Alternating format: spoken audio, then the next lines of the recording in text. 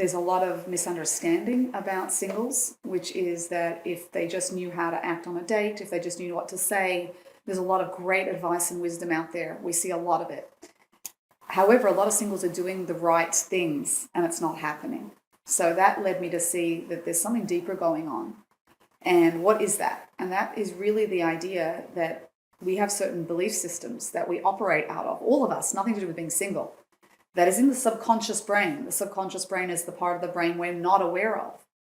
And so you have, it's 80-20 rule actually, about 20% is from the conscious mind and 80% of how we react to things in life are from the subconscious mind.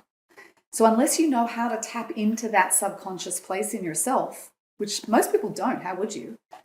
You're going to be operating on this 20%. So even if you're doing everything perfect, you're still operating on that 20%. When you say everything perfect, what do you mean? Meaning Give me examples. Doing everything I need to be doing to get married. Like I am calling the shadchans, the matchmakers, I'm going on the apps, I'm going out on dates, I'm operating the right way on a date, right? And all that advice we see out there, there's a lot of great advice and wisdom. And a lot of dating coaches are doing great things.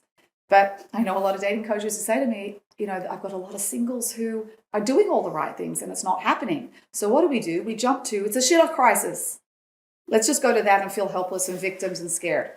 No, that for an individual, that is not helpful at all. Whether there is a shit crisis or not, I don't even know. I don't know. I don't have access to the numbers. Doesn't help me. So let's let that go and let's focus on you. What do you need to do to be open to receive this most unbelievable blessing, which is your spouse? What can we do? And are we standing in the way? So I always tell my singles, you're single by design, not by punishment. Right? This is not, you're not being punished. You're not forgotten. There's nothing intrinsically wrong with you, which is how most singles feel. Right? I was single for many, many years. So part of this was that I chose to go into this because I made a deal with God.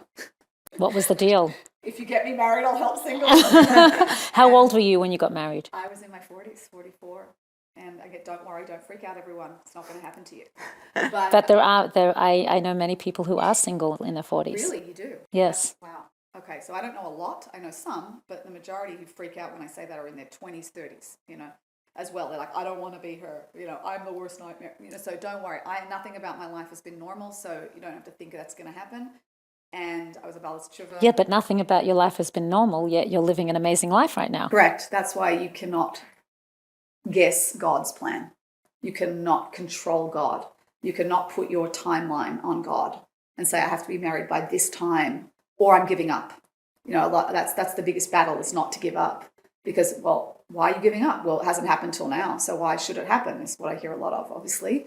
It's like, well, who are you to put the timeline? How do you know what's going on for your husband or your wife? How would you know?